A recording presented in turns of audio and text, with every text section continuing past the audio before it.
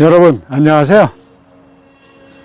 지난 8월 30일 20년간이나 길게 이어지던 아프간 전쟁이 미군 철수가 완료됨에 따라 종전되었다는 뉴스 보도에 눈길이 갔습니다.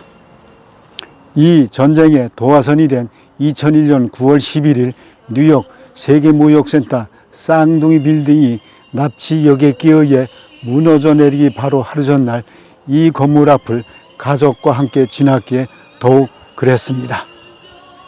그리고 며칠 후 다시 주변 지역을 찾아보면서 보고 느낀 감정을 회상해 보려고 합니다.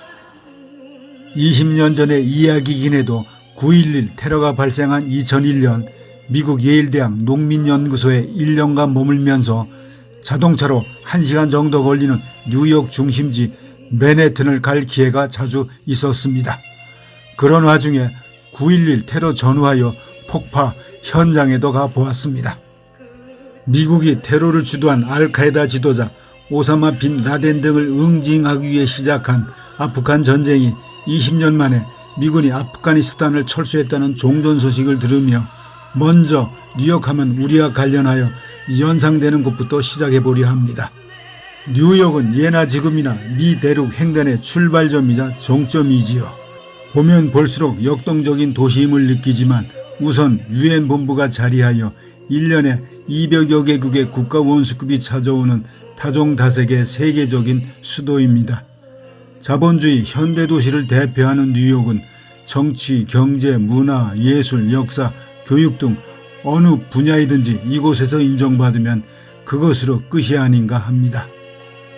연간 약 3천만 명이 방문하는 운치가 넘치는 세계 최대 도시공원이자 도시 속의 오아시스로 뉴욕의 허파 역할을 하는 센트럴 파크와 유행의 중심지 타임스 스퀘어, 고대부터 근현대 인류 문명사를 담은 세계 3대 박물관의 하나로 불리는 메트로폴리탄 박물관과 세계경제 동향에 영향을 미치는 뉴욕 증권거래소, 음악 연주를 통해 감성을 불어넣는 카네기홀과 인간 본성을 그대로 전달하는 뮤지컬을 공연하는 브로드웨이의 극장들, 현대미술을 감상할 수 있음은 물론 건축물 자체가 유네스코 인류문화유산으로 등재된 구겐하임 미술관 등을 보며 많은 사람들이 끊임없이 이 도시를 찾는 이유를 알 것 같습니다.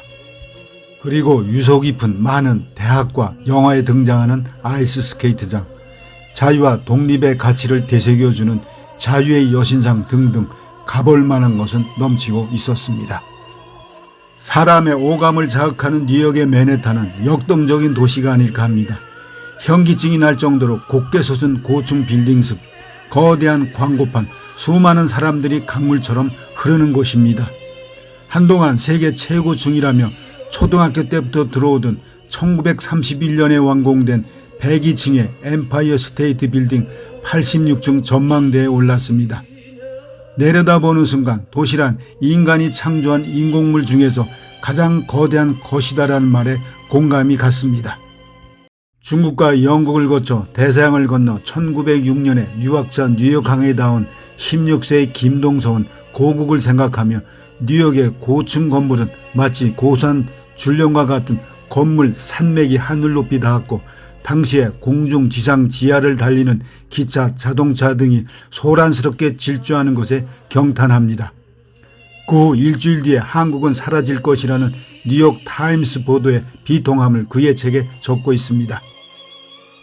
다인종이 사는 뉴욕을 거닐며 어디서 왔는지를 묻고 답하는 일은 우스운 일이라고는 하지만 미국의 우리 동포는 약 250만 명이지만 뉴욕을 중심으로 거주하는 한인은 약 50만 명으로 아시아인 중에는 중국, 필리핀, 인도 다음이라 하여 정치가들이 신경을 쓸 만한 숫자입니다. 그래서 그런지 한인 공동체를 구성하여 힘을 발휘하는 모습은 경탄스러운 일입니다.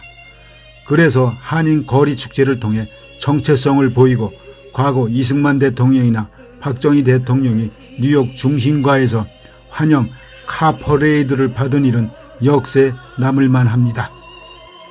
이러한 뉴욕이 2001년 9월 11일의 테러 공격으로 미국은 물론 전 세계를 충격에 빠뜨렸고 미국의 여론은 극도로 분노하여 사태의 주동자인 오사마 빈 라덴과 알카에다에 대한 무제한의 응징을 요구하는 목소리로 가득 찹니다.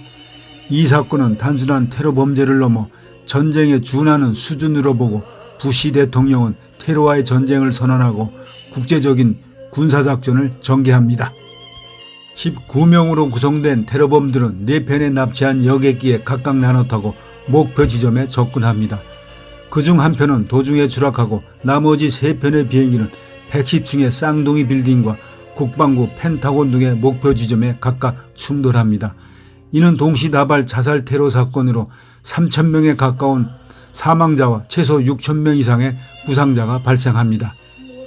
사건 발생으로부터 1개월 후 미군은 아프가니스탄 공습을 시작했고 탈레반 정권이 축출됩니다. 2003년 이라크 전쟁으로 후세인 정권 붕괴, 그리고 2011년 오사마 빈 라덴의 사살로 이어집니다. 그리고 미군이 철수한 2021년 8월까지 전쟁은 계속됩니다. 테러 사건이 일어나기 바로 하루 전날 가족과 함께 세계무역센터 건물 앞을 지나며 다음 휴일에 내부 구경을 하기로 했었습니다. 그런데 이튿날 TV에 불가의 연기를 내뿜으며 무너져 내린 아비규환 현장을 보며 가슴을 쓸어내렸습니다.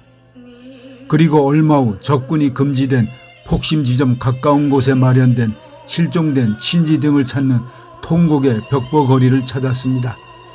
벽보에는 당신이 보고 싶다, 살아서 돌아오라 라는 등의 애절한 사연이 담긴 글과 사진이 길게 붙어 있었습니다.